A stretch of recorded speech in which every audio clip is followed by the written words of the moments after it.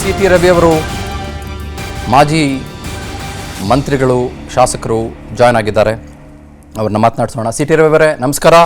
ಚಂದನ್ ಶರ್ಮಾ, ವಿಸ್ತಾರ ನ್ಯೂಸ್ನಿಂದ ಮಾತನಾಡ್ತಾ ಇದ್ದೀನಿ. Thank you for joining.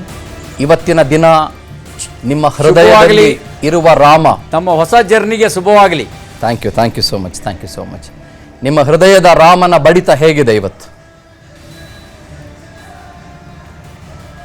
ಅದರಲ್ಲಿ ಪದಗಳಲ್ಲಿ ವರ್ಣಿಸೋಕ್ಕಾಗಲ್ಲ, ಅನುಭವಿಸಿದ್ದೇವೆ. ಶಬ್ದಗಳಲ್ಲಿ ಕಟ್ಕೊಡೋದು ಕಷ್ಟದ ಕೆಲಸ. ಬಾಲರಾಮನ ಪ್ರತಿಷ್ಠಾಪನೆಯನ್ನು ಕಣ್ಣು ತುಂಬಿಸ್ಕೊಂಡಾಗ ಆ ಆನಂದ ವರ್ಣಾತೀತ. ಬಹುಶಃ ನಂತರನೇ ಕೋಟ್ಯಾಂತರ ಜನ ಈ ಆನಂದವನ್ನು ಅನುಭವಿಸಿದ್ದಾರೆ. ರಾಮ ರಾಷ್ಟ್ರ ಒಡೆಯೋನಲ್ಲ, ರಾಮ ರಾಷ್ಟ್ರವನ್ನು ಜೋಡಿಸಿದವನು, ರಾಷ್ಟ್ರವನ್ನು ಮುನ್ನಡೆಸಿದವನು, ರಾಷ್ಟ್ರವನ್ನು ಶಕ್ತಿಶಾಲಿಯಾಗಿ ಮಾಡಿದವನು. ಅಂಥ ಬಾಲರಾಮನ ಪ್ರಾಣ ಪ್ರತಿಷ್ಠಾಪನೆ ಆಗಿದೆ. ಆ ಬಾಲರಾಮ ಎಲ್ಲರ ದುಷ್ಟಭಾವವನ್ನು ದೂರಗೊಳಿಸಲಿ, ಎಲ್ಲರೂ ಸಮಾಜಮುಖಿಗಳಾಗುವಂತೆ ಪರಿವರ್ತಿಸಲಿ, ರಾಷ್ಟ್ರದ ಜೊತೆಗೆ ಜೋಡಿಸ್ಲಿ.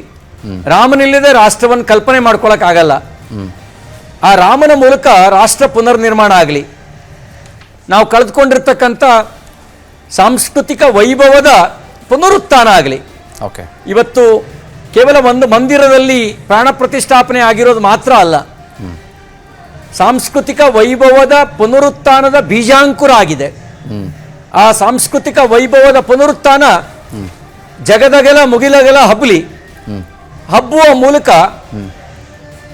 ರಾಮ ಸದ್ಗುಣಗಳ ಗಣಿ. ಅವನ ಒಂದೊಂದು ಗುಣ ಒಬ್ಬೊಬ್ಬರಿಗೆ ತಲುಪಿದ್ರೂ ಸಾಕು, ಜಗತ್ತು ಸುಖಮಯವಾಗುತ್ತೆ, ಮತಾಂಧತೆ ದೂರ ಆಗುತ್ತೆ.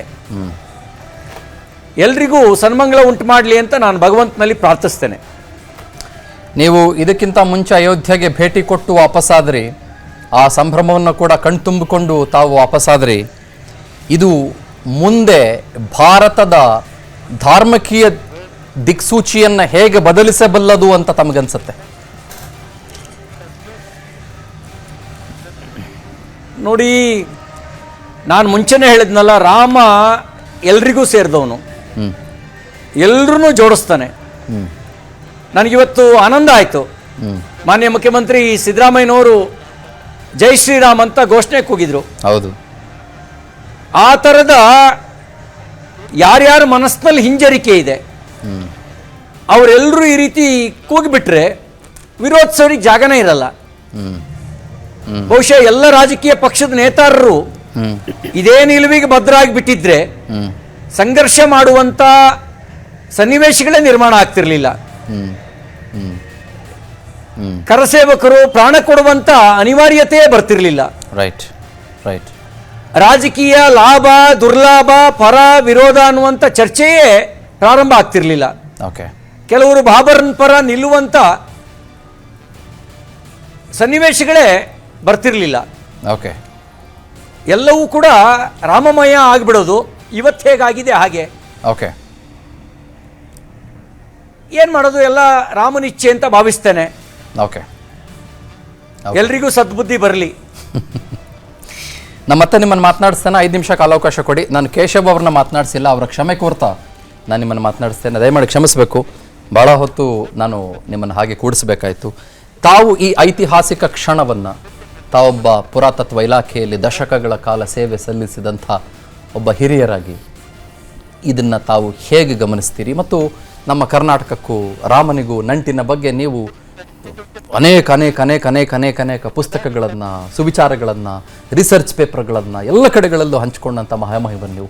ಹಂಪಿಯ ಬಗ್ಗೆನೇ ನೀವು ಬರೆದಿರೋದನ್ನು ನೋಡಿದ್ರೆ ಮೈ ರೋಮಾಂಚನಗೊಳ್ಳುತ್ತೆ. ತಾವು ಈ ಸಂದರ್ಭದಲ್ಲಿ ಹೇಗೆ ರಿಯಾಕ್ಟ್ ಮಾಡ್ತೀರಿ ಕೇಶವ್ ಸರ್? ಬಾಲ್ಯದಿಂದಲೂ ತಾಯಿಯ ಗರ್ಭದಲ್ಲಿರುವಾಗಲಿಂದಲೂ ನಾವು ಸಾಮಾನ್ಯವಾಗಿ ನಮಗೆ ಕಿವಿಗೆ ಬಿದ್ದಿರುವ ಪ್ರಥಮ ಶ್ಲೋಕ ಮಾತಾ ರಾಮೋ ಮತ್ಪಿತಾ ರಾಮಚಂದ್ರೋ ಭ್ರಾತಾ ರಾಮೋ ಮತ್ಸಖ ರಾಘವೇಶಃ ಸರ್ವಸ್ವಮೇ ರಾಮಚಂದ್ರೋ ದಯಾಳೋ ನಾಣ್ಯಂ ನೈವ ಜಾನಿ ನ ಜಾನಿ. ಮಾತಾ ರಾಮೋ ತಾಯಿಯೂ ನೀನೆ, ಮತ್ಪಿತಾ ರಾಮೋ ತಂದೆಯೂ ನೀನೆ, ಬಂಧು ನೀನೆ ಅಂಥೇಳಿ ಪ್ರತಿದಿನ ಶ್ಲೋಕವನ್ನು ಕೇಳಿ ಕೇಳಿ ಕೇಳಿ ಕಿವಿಯಲ್ಲಿ ನಮಗೆ ಆ ಮಹಾಪುರುಷನ ನಮಗೆ ನಮ್ಮ ತಾಯಿ ನನಗೆ ಹೇಳ್ತಾ ಇದ್ದಿದ್ದ ಹಾಡು ರಾಮಾಯಣದ ಶ್ಲೋಕ ನಮಗೆ ಋಷಿ ಮುನಿ ವಿಶ್ವಾಮಿತ್ರರು ರಾಮನ್ನ ಪ್ರಾತಃ ಕಾಲದಲ್ಲಿ ಎಬ್ಬಿಸಬೇಕಾದ್ರೆ ಕೌಸಲ್ಯ ಸುಪ್ರಜಾ ರಾಮ ಪೂರ್ವ ಸಂಧ್ಯಾ ಪ್ರವರ್ತತೆ ಉತ್ತಿಷ್ಟ ನರಶಾರ್ದೂಲ ಕರ್ತವ್ಯಂ ದೈವಮಾಹ್ನಿಕಂ ಅಂತ. ಕೌಸಲ್ಯ ಸುಪ್ರಜಾ ರಾಮ, ಕೌಸಲ್ಯ ತನೆಯ ಅವನು ದಶರಥನ ಮಗ, ಶ್ರೀರಾಘವಂ ದಶರಥಾತ್ಮಜಮಪ್ರಮೇಯಂ ಸೀತಾಪತಿ. ಅಲ್ಲಿ ಹೆಂಗೆ ಹೇಳ್ತಾರೆ, ಸೀತೆಗೆ ಪತಿ. ಕೌಸಲ್ಯ ಸುಪ್ರಜಾರಾಮ ಅಂತ ಹೇಳಿ ಕೌಸಲ್ಯನಿಗೆ ಮಗನಾಗಿ, ಶ್ರೀರಾಘವಂ ದಶರಥನಿಗೆ ಆತ್ಮನೇ ಅವನು, ರಘುಕುಲಕ್ಕೆ ಬಹಳ ಅನುಗುಣನಾಗಿ ಬೆಳೆದವನು. ಸೀತಾಪತಿಂ ರಘುಕುಲಾನ್ವಯ ರತ್ನದ್ವೀಪ. ಆ ರತ್ನಗಳಲ್ಲಿ ಒಬ್ಬ ನವರತ್ನ ಖಚಿತಗಳು ನಾವೇನು ಹೇಳ್ತೇವೆ, ನವರತ್ನಗಳಲ್ಲಿ ಬಹಳ ಮುಖ್ಯವಾದ ರತ್ನ ಆ ಫ್ಯಾಮಿಲಿಗೆ. ಆಜಾನುಬಾಹು, ಏನು ರಾಮ ಅಂದರೆ ಏನು, ಆಜಾನುಬಾಹು. ಎಷ್ಟಾದ್ರೂ ಉತ್ತರ ಪ್ರದೇಶದಲ್ಲಿ ಆ ಕೋಸಲ ಸಾಮ್ರಾಜ್ಯದಲ್ಲಿ ಅಲ್ಲಿ ಹುಟ್ಟಿದ ಮಗು, ಆಜಾನುವಾಗ ದೀರ್ಘವಾದ ಶರೀರವುಳ್ಳವನು. ಆಜಾನುಬಾಹುಂ ಅರವಿಂದ ದಳಾಯತಾಕ್ಷಂ. ನೇತ್ರೋನ್ಮಿಲನ ಅಂತ ಹೇಳಿದ್ರಲ್ಲ, ನೀವು ಯಾರಾದರೂ ಕಣ್ಣನ್ನು ಗಮನಿಸಿದ್ರೆ ಅರವಿಂದ ಅರಳಿದ ದಳಾಯತಾಕ್ಷಂ. ಆ ಕಣ್ಣುಗಳು, ಅದನ್ನೇ ನಾವೇನು ಹೇಳಿಬಿಟ್ವಿ ಪುರುಷ ಸೂಕ್ತದಲ್ಲಿ, ಚಂದ್ರಮಾ ಮನಸೋ ಜಾತಃ ಚಕ್ಷು ಸೂರ್ಯೋ ಅಜಾಯತಃ ಮುಖದಾದ್ ಇಂದ್ರಿಯಾತ್ ಅಗ್ನಿಶ್ಚ ಪ್ರಾಣದ್ವಾಯುರಜಾಯತ. ರಾಮನ ವರ್ಣನೆ ಅದೇ, ಅನಂತ. ನಾವು ಈ ಜಾಗಕ್ಕೆ ಸೇರಿದವನು, ಆ ಜಾಗಕ್ಕೆ ಸೇರಿದವನು, ಇಲ್ಲಿಯವನು, ಈ ಜಾಗದವನು, ಉತ್ತರ ಪ್ರದೇಶದವನು, ದಕ್ಷಿಣ ಪ್ರದೇಶದವನು, ಏನಿಲ್ಲ. ಯಾತಕ್ಕೆ ನಮ್ಮ ಹಿರಿಯರು ಪ್ರಧಾನಮಂತ್ರಿಗಳು ಕಾಶ್ಮೀರದಿಂದ ಕನ್ಯಾಕುಮಾರಿ ತನಕ ಆ ನೆಲೆಗಳನ್ನೆಲ್ಲ ಅಡ್ಡಾಡಿ ಬಂದರು? ಪವಿತ್ರ ಪಾದಸ್ಪರ್ಶಗಳು ಶ್ರೀರಾಮಚಂದ್ರನದು. ಅದು ನೋಡಿ, ಒಂದು ವಿಶೇಷ ಅಂತ ಹೇಳಿದ್ರೆ, ತಂದೆಯ ಆಜ್ಞೆ 14 ವರ್ಷ ವನವಾಸ, ಶ್ರೀರಾಮಚಂದ್ರನಿಗೆ ಒಂದು ಒಳ್ಳೆಯ ಅವಕಾಶ. ಆತ ಇರುವ ಸ್ಥಳದಿಂದ ಆಸೇತು ಹಿಮಾಚಲ ಪರ್ಯಂತ ತಿರುಗಾಡಲಿಕ್ಕೆ ಸ್ವತಃ ತಾನೇ ಓಡಾಡಿ ಎಲ್ಲ ಸ್ಥಳಗಳಲ್ಲಿಯೂ ಜನಗಳ ಕಷ್ಟ ಸುಖಗಳನ್ನು ನೋಡಿಕೊಂಡು ಸೀತೆಯನ್ನು ಹುಡುಕಿಕೊಂಡು, ಅದು ಸೀತೆಯನ್ನು ಹುಡುಕೋದು ಒಂದು ನೆವ. It was just a important episode in the life of Rama. One of the episodes. But it gave him an opportunity to go around ಅಂತ. Okay. ಅದು ನಮಗೆ ಕರ್ನಾಟಕದಲ್ಲಿ ಹೆಮ್ಮೆ ಅಂತ ನಾವು ಖುಷಿ ಪಡಬೇಕಾದ ಜಾಗ. ನಮ್ಮ ವಿರೂಪಾಕ್ಷನ ಸಾನ್ನಿಧ್ಯ, ಹಂಪಿ, ಆನೆಗುಂದಿ, ಕೊಪ್ಪಳ ಈ ಥರ ಪರಿಸರದಲ್ಲಿ ಅವನು ಬಂದ ಹೆಜ್ಜೆಯ ಗುರುತನ್ನು ವಾಲ್ಮೀಕಿ ರಾಮಾಯಣದಲ್ಲಿ ಸೂಚಿಸಿದ ಹಾಗೆ ಕಬಂದ ಹೇಳ್ತಾನೆ ರಾಮನಿಗೆ, ಅಪ್ಪ ನನ್ನನ್ನು ನೀವು ಕೊಲ್ಲೋದಕ್ಕಾಗೋದಿಲ್ಲ, ದೊಡ್ಡ ಗುಂಡಿ ತೋಡಿ ನನ್ನ ಹೂತು ಬಿಡಿ, ನನಗೆ ಜ್ಞಾನ ಬರುತ್ತೆ, ನಾನು ನಿಮಗೆ ತಿಳಿಸ್ತೀನಿ. ಅವನು ಹೇಳ್ತಾನೆ, ಹೀಗೆ ಹೋಗಪ್ಪ ನೀನು, ಪಶ್ಚಿಮ ದಿಕ್ಕಿನಲ್ಲಿ ಹಿಂಗೆ ಪ್ರಯಾಣ ಮಾಡ್ತಾ ಹೋಗು. ಸವೇರಿಂದ ನಾರ್ತ್ ಈಸ್ಟ್ ಆಫ್ ಕರ್ನಾಟಕ ಬಂದಿರ್ತಾನೆ ಅವನು, ಪಂಚವಟಿಯಿಂದ ಹಂಗೆ ಬಂದಲ್ಲಿ ಬಂದಾಗ, ನೀನು ಹಿಂಗೆ ಹೋಗಪ್ಪ, ವೆಸ್ಟ್ ಸೈಡ್ ಹೋಗು ಅಂತ ಹೇಳಿದಾಗ, he comes towards Pampa or Hampi or ವಿಜಯನಗರದ ಸಾಮ್ರಾಜ್ಯದ ಪರಿಸರಕ್ಕೆ ಬರ್ತಾನೆ. ಯಾರವರು ಬಂದಾಗ ರಾಮ, ಪರಾಕ್ರಮವು ರಾಜರ್ಷಿ ದೇವ ಪ್ರತಿಮವು ತಾಪಸವು.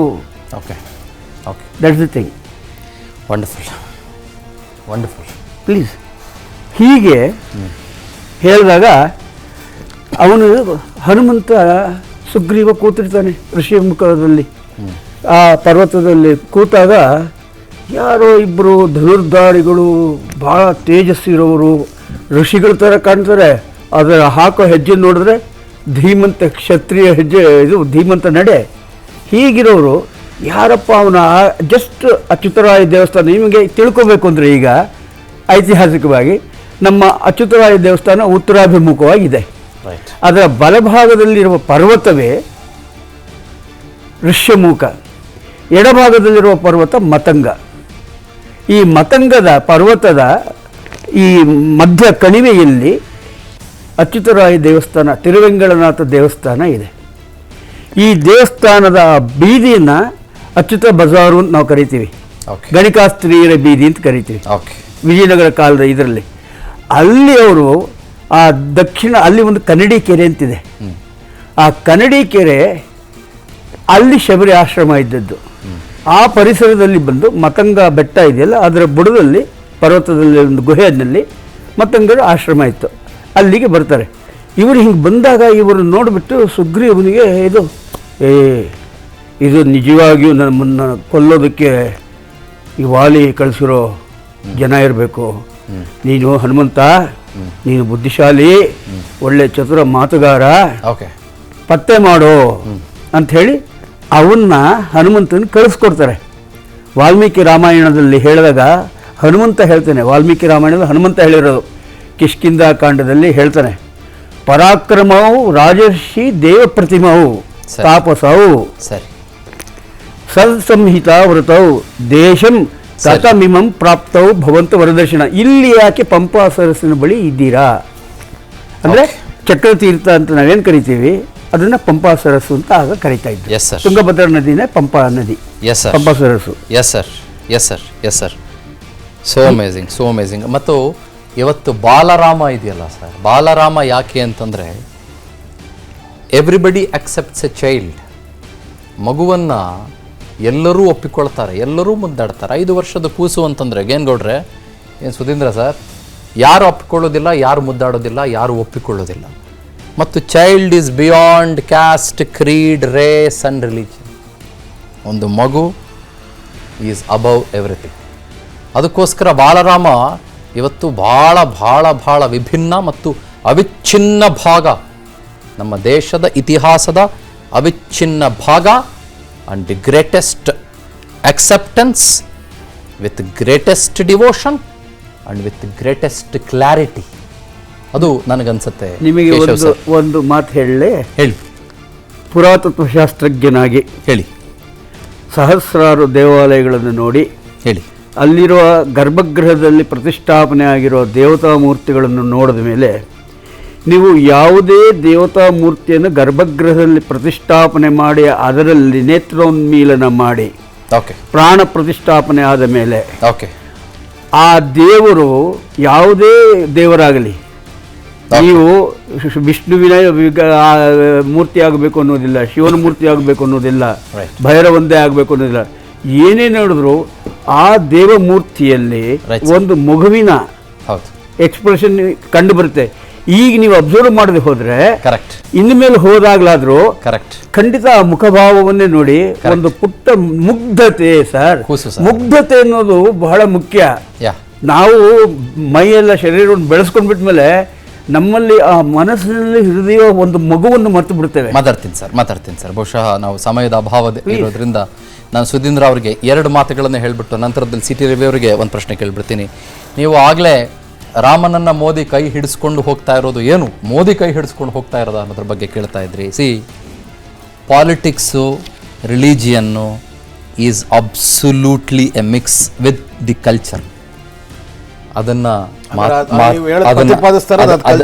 ಮಹಾತ್ಮ ಗಾಂಧೀಜಿಯವರು ಹೇಳಿದ್ದಾರೆ. ಅಲ್ಲಲ್ಲ, ಅದನ್ನ ನೀವು ಪ್ರತಿಪಾದಿಸ್ತಾ ಇರೋದು ಮಹಾತ್ಮ ಗಾಂಧೀಜಿ ಅಲ್ಲ. ಈಗ ನೀವು ಒಂದು ಮಾತು ಹೇಳ್ಬಿಡಿ, ಅದು ಹ್ಯಾಂಡ್ ಇನ್ ಹ್ಯಾಂಡ್, ಅದು ಹ್ಯಾಂಡ್ ಇನ್ ಹ್ಯಾಂಡ್ ಹೋದಾಗ ಮಾತ್ರ ಇಲ್ವಾ ಅಂತಕ್ಕಂಥದ್ದು. ಒಂದ್ ನಿಮಿಷ. ರಿಲಿಜಿಯನ್, ಪಾಲಿಟಿಕ್ಸ್ ಮತ್ತು ಕಲ್ಚರ್ ಹ್ಯಾಂಡ್ ಇನ್ ಹ್ಯಾಂಡ್ ಹೋದಾಗ ಮಾತ್ರ ಅಭಿವೃದ್ಧಿ. ಮಹಾತ್ಮ ಗಾಂಧೀಜಿ ದಯಮಾಡಿ ಓದಿ. ಆಮೇಲೆ ಇನ್ನೊಂದು ವಿಷಯ, ಲಾಸ್ಟ್ ಇನ್ನೊಂದು 10 ಸೆಕೆಂಡ್ ಹೇಳ್ಬಿಡ್ತೀನಿ. ನೀವು ಹ್ಯಾವ್ ಯು ಡಿಸೈಡೆಡ್ ಅಂತ ಕೇಳಿದ್ರಿ, ನಾನು ಹೇಳ್ದೆ yes I have pre decided ಅಂತ ಹೇಳಿದೆ. I still stand by. You can't pre-decide. No. As an anchor, you can't pre-decide. As a journalist, no. Listen to me. No, I am not listening. I will tell you. I will tell you why. ನೀವು ಅನ್ಬಯಸ್ದಾಗ ನಮ್ಗೆ ಹೇಳ್ಬೇಕು. ಅವ್ರು ಹೇಳ್ತಾರೆ ಅವ್ರು pre decide ಆಗಿ The country has pre-decided today. ನಾವು ಒಂದ್ ನಿಮಿಷ, ಒಂದ್ ನಿಮಿಷ, ಯಾಕಂದ್ರೆ ನಾವು ಒಂದ್ ನಿಮಿಷ. The country has pre-decided today. The country has pre-decided today. ನೀವು ಬರಲ್ಲ, ನಿಮ್ಗೆ question, ನೀವು ಬರಲ್ಲ, ನಿಮ್ಗೆ ಪ್ರಶ್ನೆಗಳಿಗೆ ಉತ್ತರನೇ ಇಲ್ಲ. ಇವತ್ತು 2014ರಲ್ಲಿ being a country, 2014ರಲ್ಲಿ being the citizen of this country, I also have pre-decided. the citizen of this country, I am asking why the president is not The invited. country has Being the citizen of this country, ನೀವ್ಯಾರೋ 4 ಜನ ಮಾತಿಗೆ ಯಾಕೆ ಬೆಲೆ ನೀವ್ಯಾರೋ 4 ಜನ ಬರಲ್ಲ ಅಂದ್ರಿ, ನೀವ್ಯಾರೋ 4 ಜನ ಬರಲ್ಲ ಅಂದ್ರಿ, ಅಲ್ಲೇನಾದ್ರೂ ಸಂಭ್ರಮ ನಿಂತೋಯ್ತಾ? ದೀಕ್ಷಿತ ಕರೀತೀರಾ? ಅಲ್ರೇ, ಪ್ರೆಸಿಡೆಂಟ್ ಆಫ್ ಇಂಡಿಯಾ ನಿಮ್ಮ ಅಲ್ರೇ ಸುಧೀಂದ್ರ ಸರ್, ಉತ್ತರ ಕೊಡ್ರಿ. ಸುಧೀಂದ್ರ ಸರ್, ರಾಷ್ಟ್ರಪತಿಗಳು ಯಾಕೆ ಕರೀಲಿಲ್ಲ? ನಿಮ್ಗೆ ಯಾಕಾದ್ರೂ ಸಂವಿಧಾನ ಇರ್ಲಿಲ್ವಾ? ನೀವ್ಯಾರೋ 4 ಜನ ಬರಲ್ಲ ಅಂತಂದ್ರೆ, ನೀವ್ಯಾರೋ 4 ಜನ ಬರಲ್ಲ ಅಂತಂದ್ರೆ ಏನ್ ಸಂಭ್ರಮ ನಿಂತೋಯ್ತಾ? ಯಾರು ಸಂಭ್ರಮ ನಿಂತೋಯ್ತಾ? ರಾಷ್ಟ್ರಪತಿಗಳನ್ನೇ ಕರೆದೇ ಸಂಭ್ರಮ ಮಾಡಿದಿರಿ. ಸಿಟಿ ರವಿ ಅವರೇ, ಇದು ಅರ್ಧ ಕಟ್ಟಿದ್ದ ದೇವಸ್ಥಾನ ಫುಲ್ ಕಂಪ್ಲೀಟ್ ಆಗಿದೆ. ಇದನ್ನ ಕಾಂಗ್ರೆಸ್ನವರ ವಾದ ಏನು ಅಂತಂದ್ರೆ, ಕಾಂಗ್ರೆಸ್ಸಿನವರ ವಾದ ಏನು ಅಂತಂದ್ರೆ, ಸಿಟಿ ರವಿ ಸರ್, ಕಾಂಗ್ರೆಸ್ಸಿನವರ ವಾದ ಏನು ಅಂತಂದ್ರೆ, ಬಿಜೆಪಿ ಹಿಂದುತ್ವದ ನರೇಟಿವ್ ಮೂಲಕ ಎಲೆಕ್ಷನ್ ಫೇಸ್ ಮಾಡ್ತಿದೆ ಅಂತ. What's your take? ನಿಮ್ಮ ನಿಲುವೇನು? ನಾನು ಈ ಸಂದರ್ಭದಲ್ಲಿ ಅವರಿಗೆ ಒಂದೇ ವಿನಂತಿ ಮಾಡ್ತೇನೆ. ರಾಮಭಕ್ತಿಯಲ್ಲಿ ದೇಶ ಮುಳುಗಿದೆ. ದೈವಭಕ್ತಿ ಮತ್ತು ದೇಶಭಕ್ತಿ ಬೇರೆ ಬೇರೆ ಅಲ್ಲ ಅನ್ನೋದು ನನ್ನ ಭಾವನೆ. ರಾಮಭಕ್ತಿಯ ಮೂಲಕ ರಾಷ್ಟ್ರವನ್ನು ಇನ್ನಷ್ಟು ಶಕ್ತಿಶಾಲಿಯಾಗಿ ಮಾಡೋಣ. ಕೊಂಕು ಮಾತುಗಳಿಗೆ ಇನ್ನೊಂದು ದಿನ ಉತ್ತರಿಸ್ತೀನಿ. ನಾನು ಅವ್ರಿಗೆ ಒಂದೇ ಮಾತು ಹೇಳೋದೇನು ಅಂದ್ರೆ, ಧರ್ಮ ಅನ್ನೋದು ಯೂನಿವರ್ಸಲ್. ಧರ್ಮ ಅನ್ನೋದು ಸತ್ಯದ ನೆಲೆ ಮೇಲೆ ನಿಂತಿರೋದು. ಧರ್ಮ ಧರ್ಮ ಧರ್ಮ ಅನ್ನೋಕ್ಕೂ ರಿಲಿಜಿಯನ್ನಿಗೂ ಹೋಲಿಸ್ಬೇಡಿ. ಮತಗಳಿಗೆ ರಿಲಿಜನ್ ಅಂತ ಕರೀತಾರೆ. ಧರ್ಮ ಅದು ಯೂನಿವರ್ಸಲ್ಲು. ಅದನ್ನು ನೀವು ಬಸವಣ್ಣವ್ರ ಮೂಲಕನೂ ಅದನ್ನು ಅರ್ಥೈಸ್ಬೋದು, ರಾಮನ ಮೂಲಕನೂ ಅರ್ಥೈಸ್ಬೋದು, ಕೃಷ್ಣನ ಮೂಲಕನೂ ಅರ್ಥೈಸ್ಬೋದು. ಹಾಗಾಗಿ ಇವತ್ತು ಒಳ್ಳೆ ಮಾತಾಡೋಣ, ರಾಮಭಕ್ತಿಯಲ್ಲಿ ಮಿಂದು ಹೇಳೋಣ. ಇಂಥ ಒಂದು ಪವಿತ್ರ ಗಳಿಗೆಯನ್ನು ನಾವು ಕಳ್ಕೊಳ್ಳೋದು ಬೇಡ. ನೀವು ನಾಳೆನೋ ನಾಡಿದ್ದೋ ಇನ್ನೊಂದು ದಿನನೋ ಇಟ್ಕೊಳ್ಳಿ ರಾಜಕೀಯ ಚರ್ಚೆನ. ಅವತ್ತು ಈ ಕೊಂಕು ಮಾತುಗಳಿಗೆ ಜನ ಇವತ್ತು ಉತ್ತರಿಸಿದ್ದಾರೆ. ನೀವು ಇನ್ನೊಂದು ದಿನ ಪ್ರಶ್ನೆ ಇಟ್ಟರೆ ಯಾರ್ಯಾರು ಯಾವ್ಯಾವ ಸಂದರ್ಭಗಳಲ್ಲಿ ಹೇಗೆ ಹೇಗೆ ನಡ್ಕೊಂಡ್ರು ಅನ್ನೋದನ್ನ ನೀವೇ ರೆಕಾರ್ಡ್ ಮಾಡಿರುವಂಥ ಕ್ಲಿಪ್ಪಿಂಗ್ಸ್ ತೆಗೆದು ತೋರಿಸ್ಬೋದು, ಯಾರ್ಯಾರು ಏನೇನು ಮಾತಾಡಿದ್ರು ಅನ್ನೋದನ್ನ. ಇವತ್ತು ನಮ್ಮೆಲ್ಲ ಭಾವನೆಗಳನ್ನು ಆ ಬಾಲರಾಮನ ಒಂದು ಪ್ರಾಣ ಪ್ರತಿಷ್ಠಾಪನೆಯ ಸಂದರ್ಭದಲ್ಲಿ ಅನುಭವಿಸಿದೀವಲ್ಲ ಆನಂದ, ಆನಂದಕ್ಕೆ ಸೀಮಿತವಾಗಿ ಮಾಡ್ಕೊಳ್ಳೋಣ. ಎಲ್ರಿಗೂ ಒಳ್ಳೇದಾಗ್ಲಿ.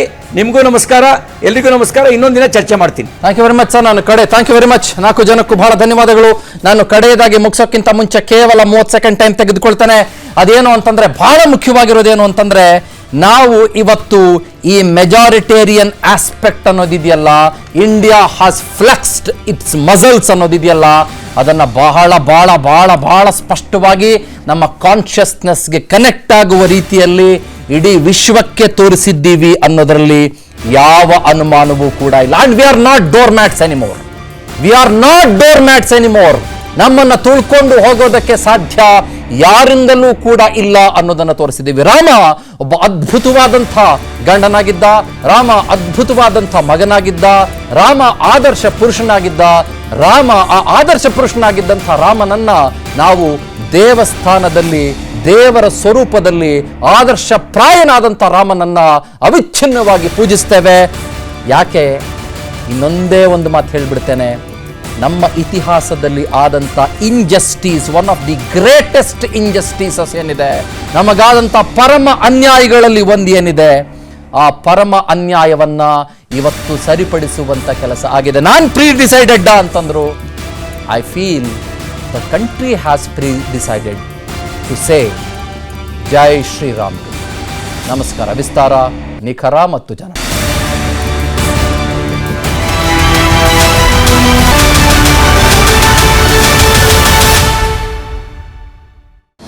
ಅನುಕ್ಷಣದ ಸುದ್ದಿಗಳಿಗಾಗಿ Vistara news YouTube channel subscribe ಮಾಡಿ. ಹೊಸ ಸುದ್ದಿಗಳ ನೋಟಿಫಿಕೇಶನ್ಗಾಗಿ ಬೆಲ್ ಐಕಾನ್ ಕ್ಲಿಕ್ ಮಾಡಿ.